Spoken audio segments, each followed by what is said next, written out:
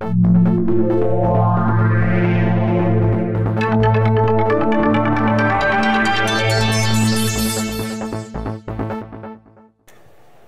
hello everybody. My name is Chris Biddy, founder and CEO of Aquila Space. We design, build, and operate the most capable nanosatellites in the world for crop monitoring and beyond.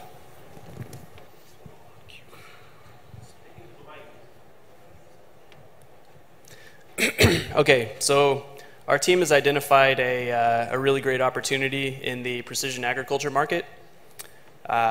Currently, satellite imagery is used within this market for crop monitoring during the growing season, for yield estimation, also to provide inputs and feedback to farmers on variable rate applications of nutrients, fertilizer, irrigation, for example. And there's a very large need now for more frequent satellite imagery than is currently available. And by increasing this frequency, faster detection of crop stress, plant diseases, and low yield areas in the field can be detected, as well as increasing the effectiveness of the variable rate applications. Currently, the market for satellite imagery and related applications within the precision ag market is expected to grow to $1 billion by 2020. And we expect to grab a large portion of that market share. So a couple things need to be considered when discussing satellite imagery. The first is spatial resolution, or the measure of detail you can see in the image. Second is temporal resolution, or how often the image is taken. I show an example here of the same area imaged at two different resolutions. The one on the left, available from MODIS. This type of data is available daily. The image on the right is from Landsat 8, and this image is available every 16 days of a given area. For the precision ag market, you really need a resolution of at least 30 meters, and you need it very often.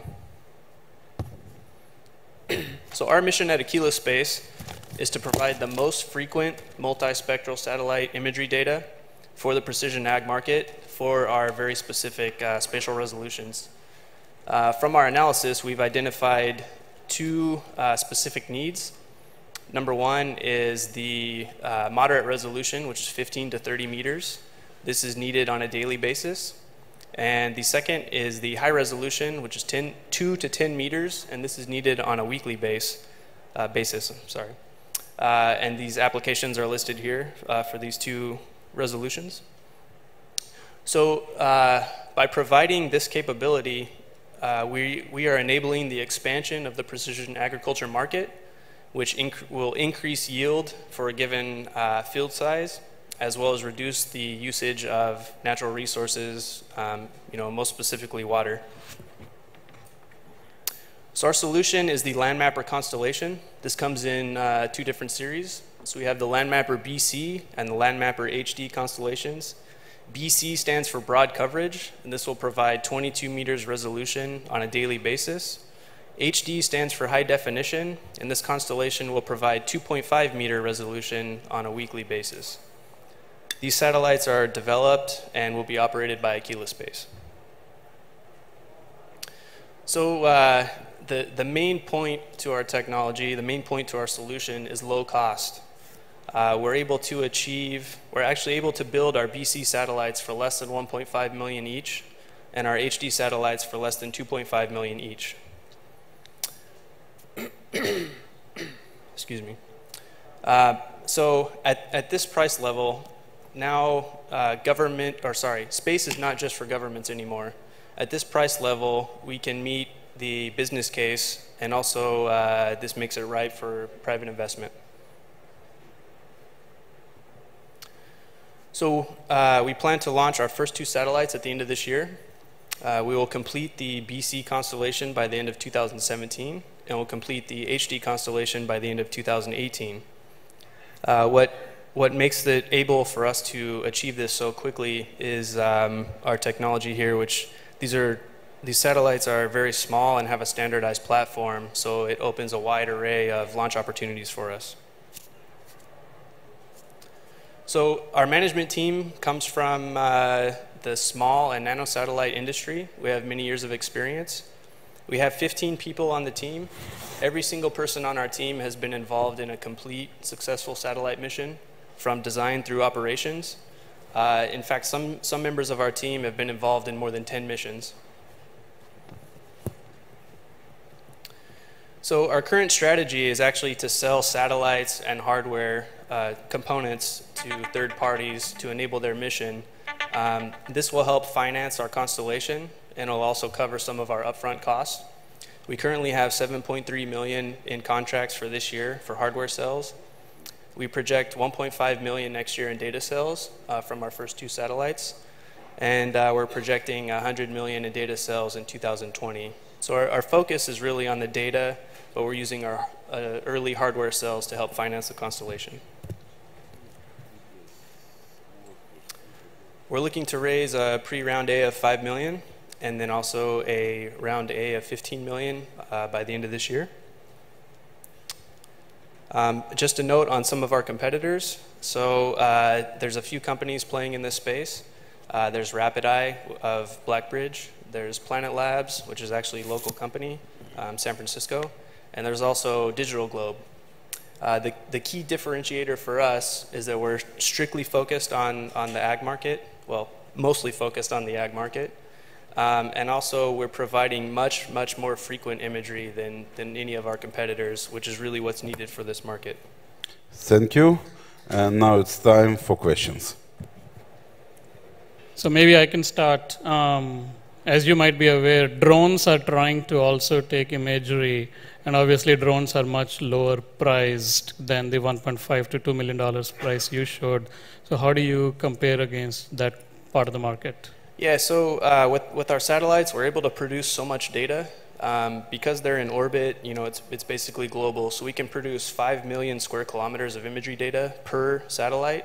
And so by dividing this cost, you know, over this data production, we're actually quite a bit cheaper.